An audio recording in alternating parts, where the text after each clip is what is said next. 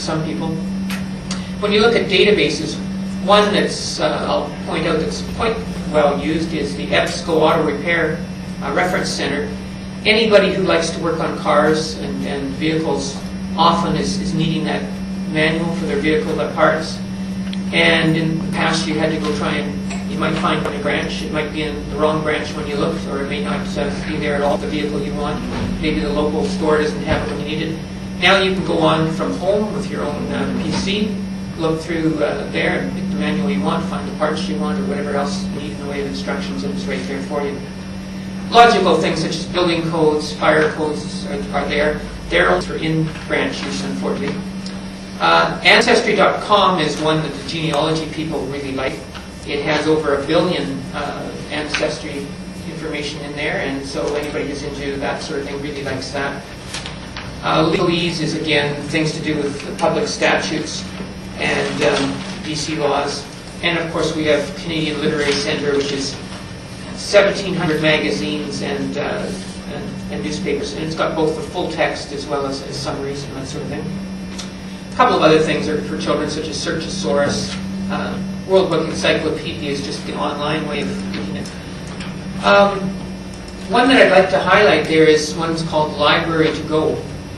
This is one that's audiobooks that you can download onto your CD or into your computer and listen to it as you go. And it's one that's required, though, to download. So if you're in a rural area with poor bandwidth, you probably don't necessarily want to go that direction. But a lot of people are making use of that. DearReader.com is an interesting one that gives you parts of books that have not yet been published. So it might give you a chapter, it may give you a small portion of the book. To give you an idea of how popular this one is, in the month of August just passed, had 2,464 library members using that. They exchanged 50,000 emails, and that was doing reviews and sort of taking a look at some of these things. And the advantage of this is people have an opportunity to see what's coming out, and then they can decide, do we really want to read that, or do we not? And they get their name on the list for the book when it comes out, or whatever else it is.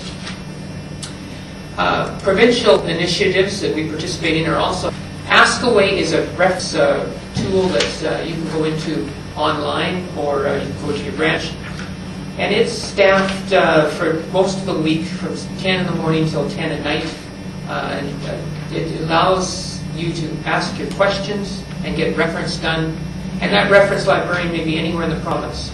They could be in Kelowna, it could be in Saint-Arc, they might be in Vancouver, Victoria, sort of whoever is on that particular shift in that particular time. And so it gives a lot more details in each of those reference librarians.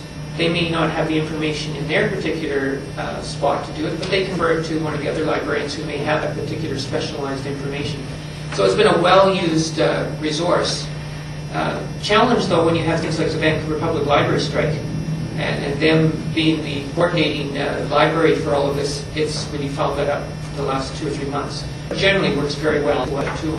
The card allows you to use any library's books and materials using your Okanagan library card.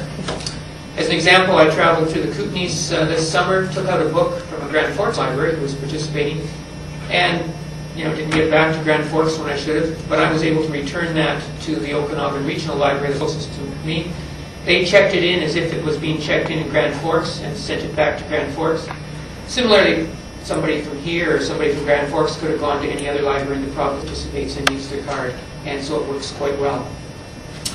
Library card for every school child allows every school child, whether their area participates in library service or not, to make sure that they can use a library. So that works well in some of the native communities, or others where there may be non-natives living on native land where they may be not participating, or there's maybe areas, there's some regional district areas in some of the ones we serve where they've chosen not to participate, but their school children can still get cards, which helps.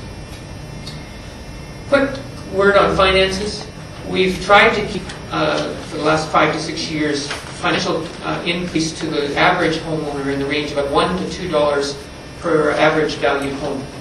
That's the goal of the board, and that's where we're going to continue to try and work for the next couple of years, the next 4 or 5 years that we have in our plan. It's been a challenge, though, for our board for a number of reasons. One is all this technology that we're having to add is expensive. The new buildings are expensive. The other thing is we are about 20% below the expenditures, or the average expenditures in the province on libraries. So if the average expenditure in the province is around $40, we're around $33 or $32. And so at being 20% below average already, it's a challenge to provide everything that everybody expects when you're still way below what the average commends. So we figure a very efficient system, but the increases are a challenge to keep at the rates that they are. We expect next year to be at the higher end of that $1 to $2, probably closer to $2, just because of the additional particular large increases in technology and building that we're facing. But I think the board, after that, plans to continue within that range for the foreseeable future. There's a lot more information that I can share with you, but I think if you want to encourage some of your people, if they ask you questions in the library, encourage them to go to our website, which is orl.bc.ca.